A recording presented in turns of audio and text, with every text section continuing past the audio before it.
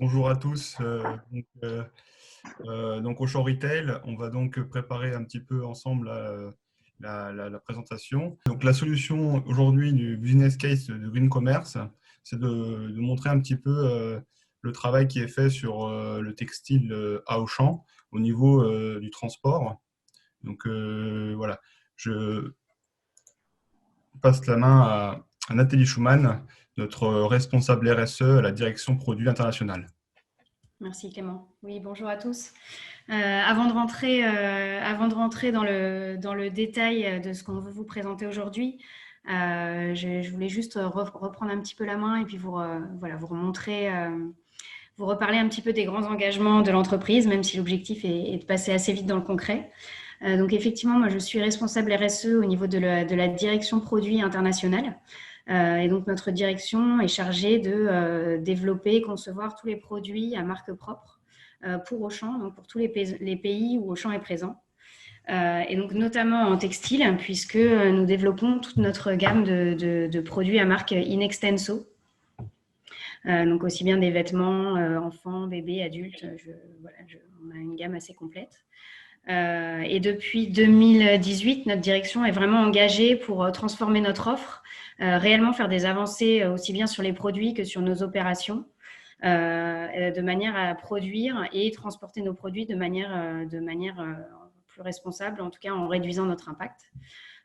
Et tous ces engagements ont été aussi formalisés cette année dans une politique RSE. Et donc, vous voyez sur cette présentation les 3 combats qui deviennent nos combats collectifs et internationaux. Alors, évidemment, Auchan, c'est une enseigne d'alimentaire avant tout. Donc, on a forcément un combat autour de la bonne alimentation. Mais on a aussi 2 engagements forts sur la lutte contre la pollution plastique et la réduction de notre empreinte carbone. Et donc, plus précisément, la réduction de notre empreinte carbone, puisque ça, c'est un petit peu le sujet qu'on va aborder aujourd'hui. On a pris un engagement sur la réduction des émissions de gaz à effet de serre liées au transport de nos marchandises. Donc, l'engagement à 2022, qui est actuellement assez court, est de réduire de 20%. Et on a des actions en ce sens. Et cette année, on s'est aussi engagé dans le calcul de nos émissions. Donc, on est en ce moment en train de calculer notre bilan carbone sur les 3 scopes, donc incluant le bilan carbone sur nos produits, pour nous permettre de poser justement des engagements un petit peu plus long terme, donc plus lointains que 2022, aussi bien sur nos produits que sur le transport. Et identifier nos priorités. Mais ceci dit, le transport, on le sait, est un élément important de notre empreinte carbone. Et donc, on a dès maintenant, dès ces dernières années déjà, commencé à travailler sur un certain nombre d'actions et engager aussi un partenariat avec TK Blue pour pouvoir aussi mesurer le résultat de ces actions. Donc, je vais laisser la parole à Clément pour vous présenter plus concrètement notre démarche.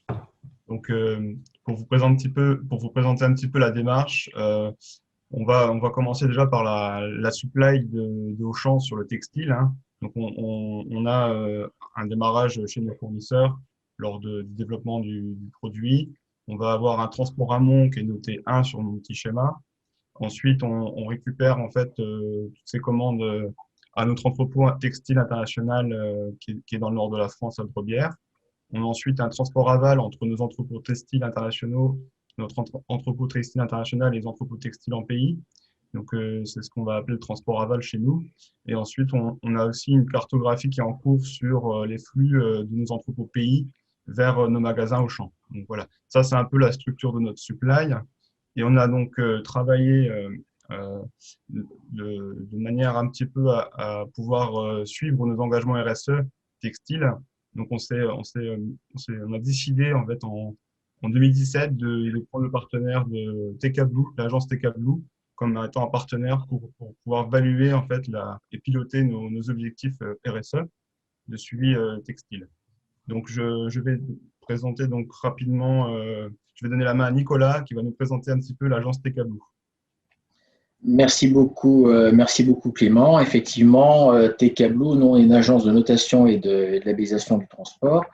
Et on a effectivement démarré le partenariat avec Auchan, historiquement sur la partie aval en 2017, qu'après on a complété en 2018 avec les flux amont. Juste pour vous expliquer comment est-ce qu'aujourd'hui on travaille avec Auchan. Auchan remonte à travers notre plateforme. Il va décrire les opérations de transport qu'il a aujourd'hui vis-à-vis de son textile. Donc, qu'est-ce que c'est une opération de transport concrètement? C'est ligne à ligne expliquer pour chacune des opérations de transport, donner une date, un poids ou un colisage, une origine-destination, nous indiquer le prestataire également avec lequel ils ont contractualisé ou le prestataire qui va réaliser l'opération. Ce qui nous amène à une deuxième phase qui est de mieux connaître les prestataires de transport qui sont aujourd'hui utilisés par Auchan. Donc, ce que nous, on va appeler dans notre jargon la labellisation. Qu'est-ce que ça veut dire concrètement, la labellisation? Ça veut dire pour le prestataire de transport, à un moment donné, définir le type de matériel et d'équipement qui est utilisé pour réaliser les opérations de transport de Auchan. Si on prend dans le cadre du routier, est-ce que ça a 44 tonnes, par exemple? Est-ce qu'il y a norme Euro 5, Euro 6? Est-ce que les conducteurs sont formés à l'éco-conduite, etc. Donc, c'est une première phase qui est la description du matériel et des équipements. Et une deuxième phase, toujours pour le prestataire de transport, qui est de définir son indice GES, exprimé en grammes de CO2 équivalent par tonne kilomètre sur la base de ses kilomètres par litre, de ses consommations, etc.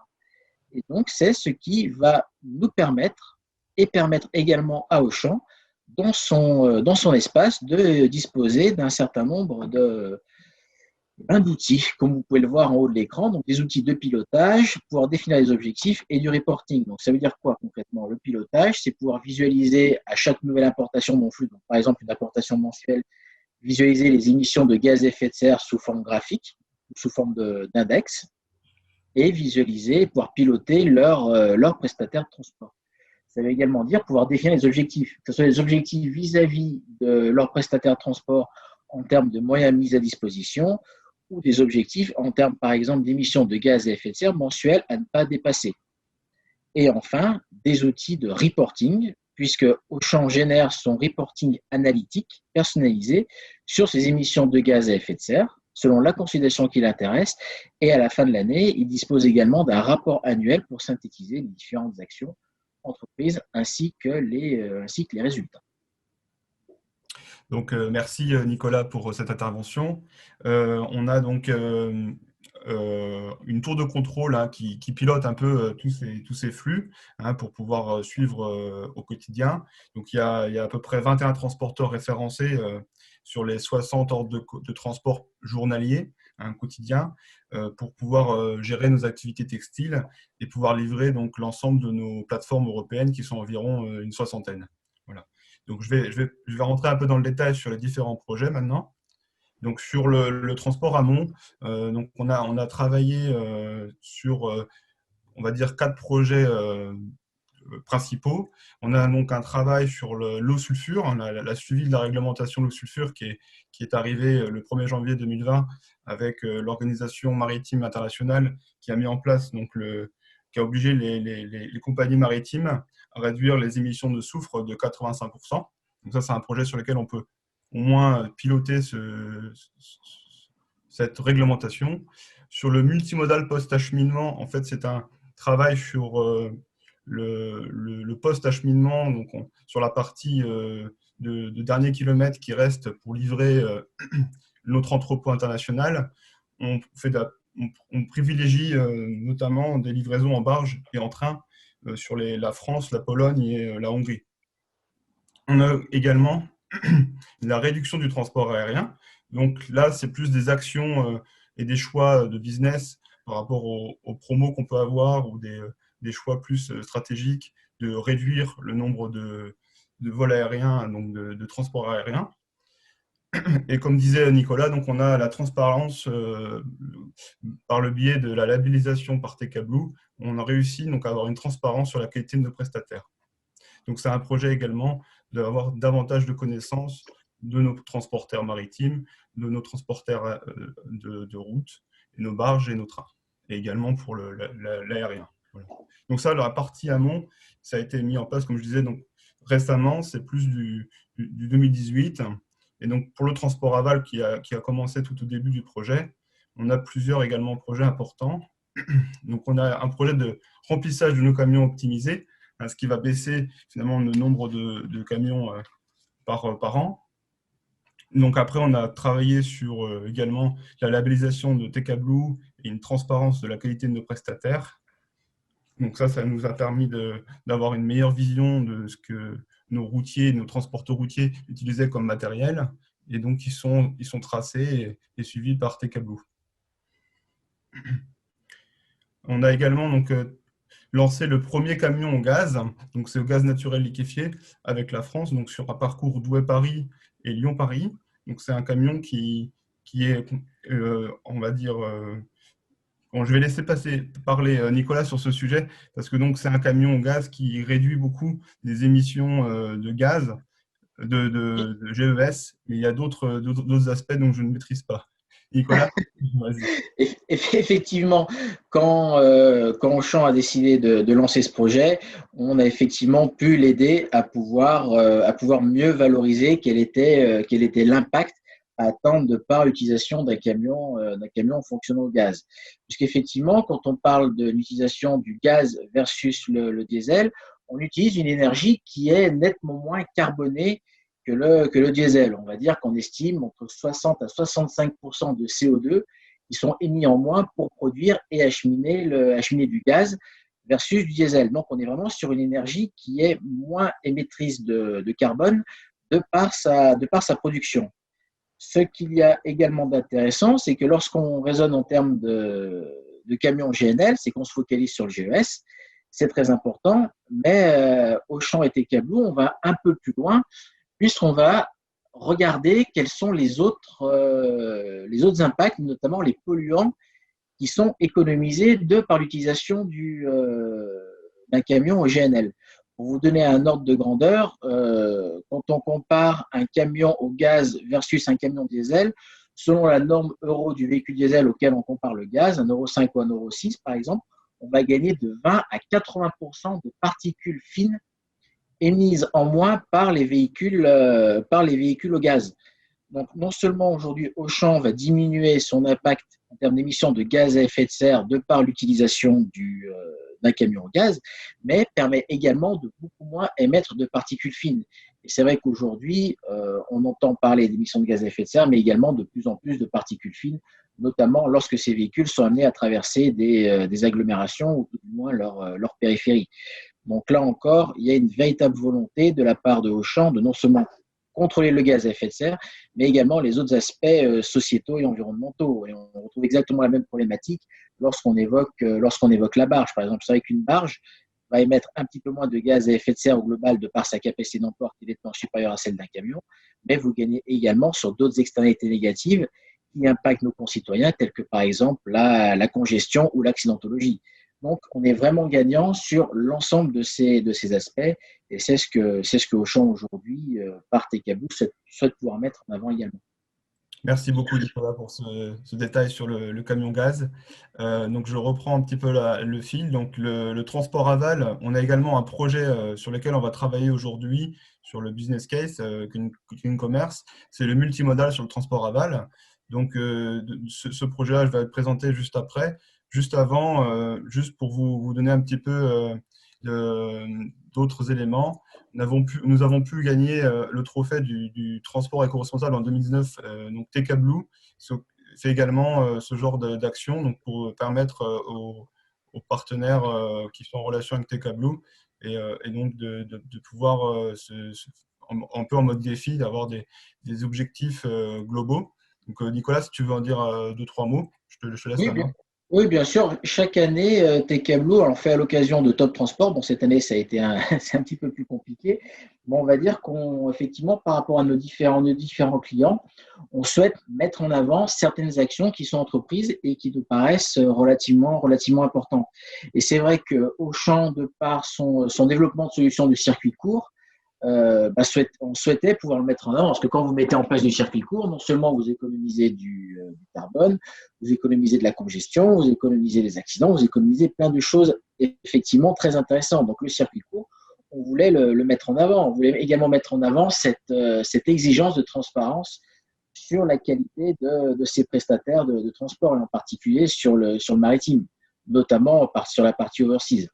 Donc aujourd'hui, les prestataires de TKBlue sont relativement engagés, les prestataires pardon, de Auchan sont relativement engagés dans TKBlue et effectivement jouent le jeu d'être en toute transparence avec Auchan, ce qui permet à Auchan et les prestataires d'engager une relation gagnant-gagnant. Donc nous, ça nous paraissait relativement important de pouvoir mettre en avant. C'est pour ça que nous avons sanctionné dans le bon sens du terme Auchan par le trophée TKBlue sur les actions RSE que Auchan a menées. Merci Nicolas, une deuxième fois. Donc je reprends le sujet. Donc je vais vous présenter le multimodal sur le transport aval. Donc c'est un projet qui a pris naissance un petit peu pour vous expliquer sur le transport entre notre entrepôt textile international et l'entrepôt textile en pays. Effectivement, on a souvent du route et donc on a fait le choix de changer de mode de transport sur cette portion de supply. Donc actuellement, on est tourné sur trois axes multimodal donc qui sont mis en place et donc qui se répartissent sur Brebières Nîmes, Bucarest et Brebières-Budapest. Donc ces trois axes qui utilisent le train. Donc en sortie de notre entrepôt, notre camion s'arrête à Dourges et les conteneurs sont mis sur le train et ensuite ils descendent jusque dans le sud, par exemple pour Nîmes, et ils sont remis après sur route pour être livrés à l'entrepôt de la France.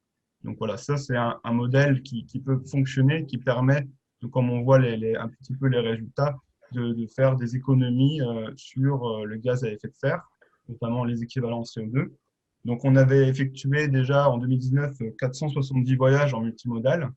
Et donc sur l'ensemble, ça a permis d'économiser 98 tonnes de CO2 équivalent en termes d'émissions de CO2 en utilisant ce type d'axe multimodal.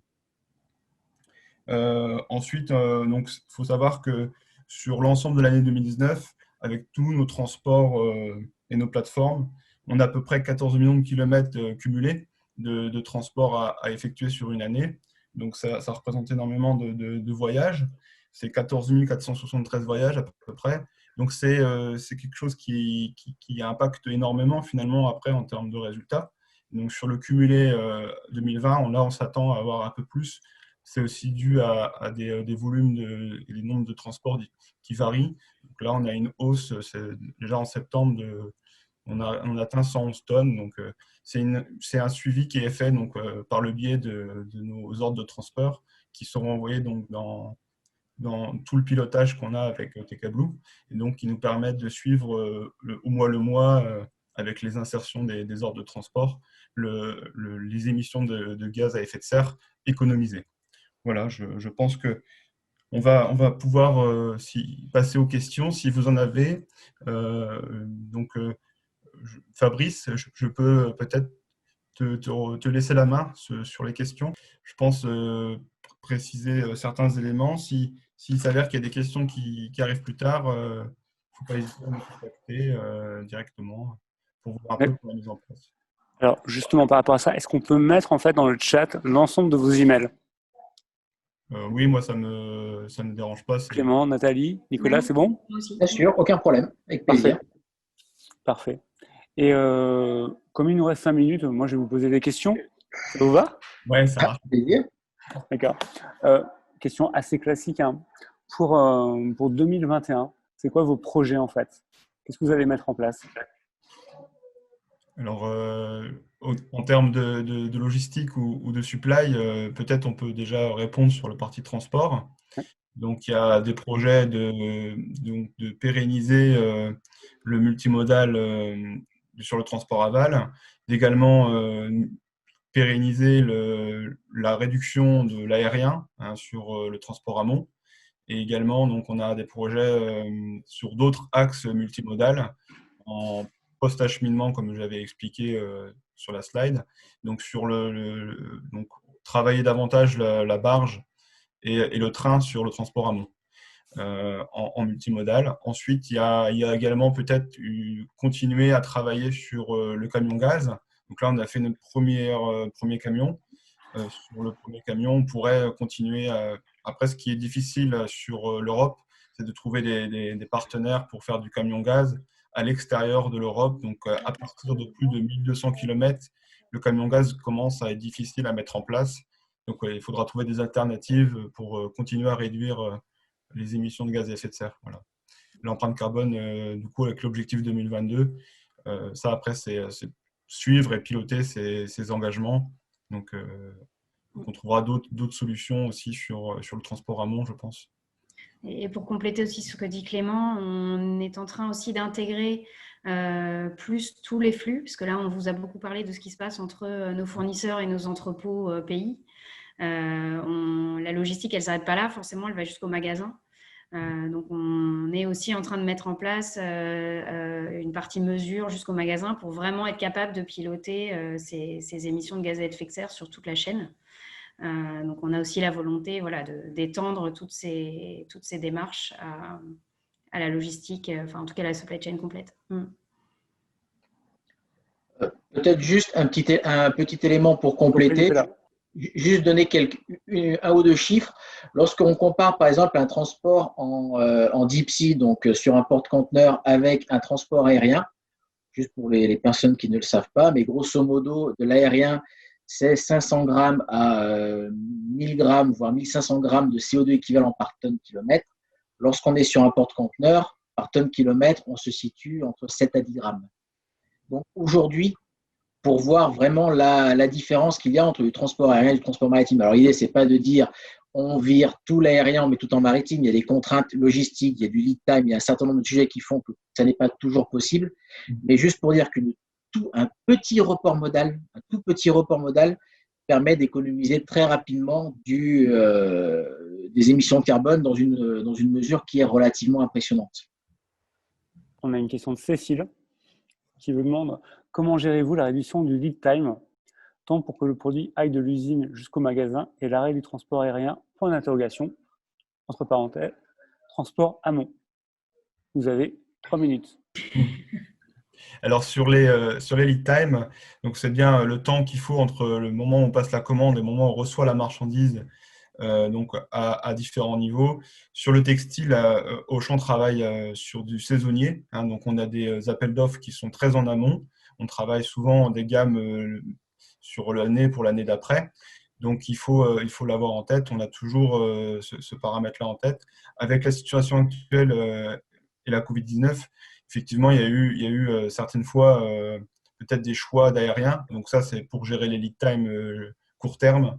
Mais souvent, donc, on va privilégier des solutions avec le pilotage très en amont, des solutions maritimes qui sont très envisageables pour des assortiments, des nouvelles collections et du réappro au permanent, quoi. Donc ça, je ne vois pas comment après… Et le multimodal permet aussi de nous aider là-dessus, puisque effectivement, comme le disait Nicolas, ne serait-ce que de passer une partie du trajet sur autre chose que de l'aérien, quitte à en garder sur une autre partie pour quand même gérer le lead time, en fait, c'est aussi des solutions qui permettent de réduire sans pour autant s'affranchir totalement de l'aérien, mais déjà avoir des améliorations au global sur le transport.